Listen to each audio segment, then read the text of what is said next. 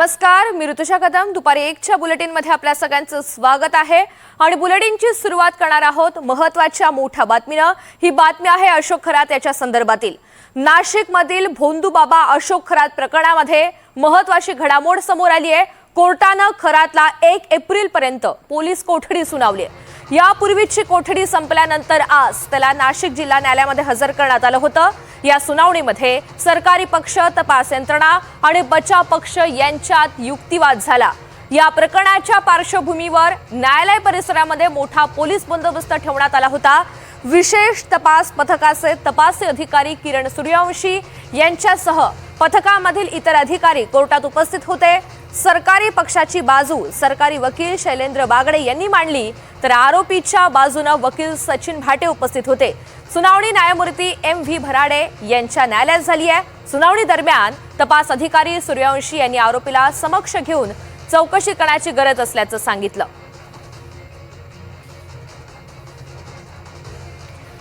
माहिती जाणून घ्यात प्रांजल कुलकर्णी आपल्यासोबत आहेत. प्रांजल, आता कोर्टानं 1 एप्रिलपर्यंत पोलीस कोठडी सुनावलेली आहे, मात्र आजच्या सुनावणी दरम्यान नेमका कोणता महत्त्वाचा युक्तिवाद झाला? कोर्टात नेमकं काय घडलं?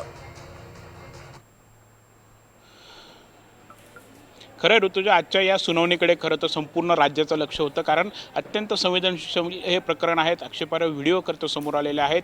या बाबाविरोधात तक्रारींचा देखील जणू पाऊसच पडतोय. जवळपास 11 गुन्हे हे त्याच्याविरोधात दाखल झाले आहेत. यामधील जवळपास 8 गुन्हे हे महिलांच्या अत्याचारासंदर्भातीलच आहेत. त्यामुळे आजच्या सुनावणीमध्ये नक्की काय होतंय याकडे सर्वांचं लक्ष लागलेलं होतं. भराडे न्यायमूर्ती यांच्याकडे ही संपूर्ण सुनावणी झाली आणि आज 3 दिवसांची वाढीव कोठडी देखील देण्यात आलेली आहे. दरम्यान सरकारी वकिलाने जो काही युक्तिवाद केला आहे त्यानुसार की या बाबावरती, भोंदूवरती असलेले जे काही आरोप आहेत ते अत्यंत गंभीर आहेत. तो तपासात सहकार्य देखील करत नाही आहेत. यासोबतच त्याच्याकडे मोबाईल डेटा अनेक आम्हाला प्राप्त करून घ्यायचा आहे. यासोबत एक विशेष मुद्दा यामध्ये चर्चेत ठरला की त्याच्यासोबत अनेक राजकीय नेते हे जोडण्यात आलेले आहेत. इतर देखील अनेक क्षेत्रातील त्याच्याशी लोक जोडले गेले आहेत. त्यामुळे त्यांनी काही लोकांची नावं जे आहेत, नंबर जे आहेत ती दुसऱ्या नावाने सेव्ह केलेली आहेत का, डमी नंबर आहेत का, डमी नावं आहेत का, या देखील अँगलने आम्हाला तपास करायचा आहे. फॉरेन्सिक रिपोर्ट आम्हाला प्राप्त झाला आहे नुकताच.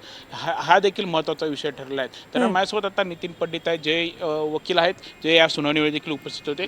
तुम्ही युक्तिवादावेळी होतात, काय नक्की आज न्यायालयात घडलं? जसं आयोने सांगितलं की जो आरोपी आहे, भोंदूबाबा जो आहे, तो तपासामध्ये सहकार्य करत नाही आहे आणि त्याची वाढीव कोठडी देण्यात यावी.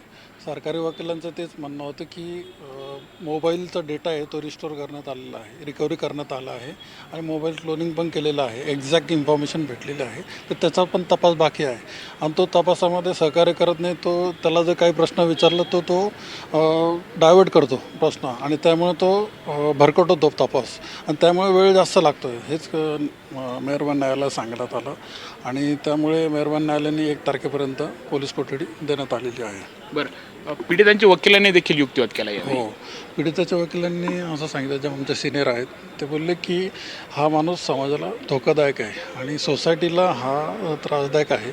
त्यामुळे याला म्हणजे सजा तर व्हावीच आणि हे कस्टडी पण देण्यात यावी आणि त्याचं इन्व्हेस्टिगेशन अजून पूर्ण झालेलं दिसत नाही आहे, कारण की तो डायव्हर्टच करतो सगळं इन्व्हेस्टिगेशन. तो शातीर आहे. त्याच्यामुळे सरकारी वकिलांनी असं सांगितलं की त्याची कोठडी पण वाढवण्यात यावी. म्हणजे सपोर्ट दिला आहे एक प्रकारे सरकारी वकिलांना.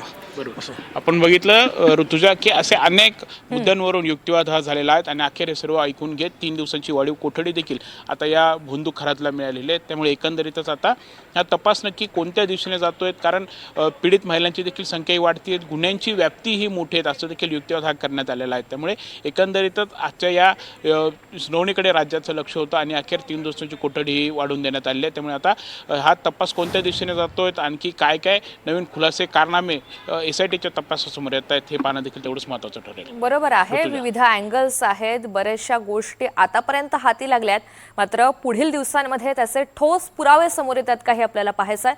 प्रांजल, धन्यवाद सविस्तर माहितीसाठी.